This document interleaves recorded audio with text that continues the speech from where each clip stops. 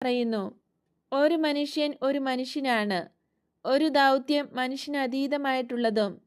എന്നാൽ വിശുദ്ധമായ ജീവിതത്തിൽ ദൈവത്തെ തൻ്റെ സ്നേഹിതനാക്കിയിട്ടുള്ള ഒരു മനുഷ്യൻ ഒരു ദൗത്യം ഏൽപ്പിക്കുമ്പോൾ അത് നിർവഹിക്കത്തക്ക വിധം അതിമാനുഷ്യനായി തീരുന്നു. ഞാൻ നൽകിയിരുന്ന കൽപ്പന അനുസരിച്ച് നീ ഒരു പുരോഹിതനാകുന്നു എന്ന് അവനാണ് പറഞ്ഞിട്ടുള്ളത്. എന്താണ് എഴുതിയിട്ടുള്ളത്? തത്വവും സത്യവും ഇവയാണ് മഹാപുരോഹിതന് ഉണ്ടായിരിക്കേണ്ടത്. തത്വം ലഭിക്കുന്നത് ഏറ്റവും ജ്ഞാനമുള്ളവനെ അറിയാനുള്ള ആഗ്രഹത്തോടെ നിരന്തരം ധ്യാനിക്കുമ്പോഴാണ്.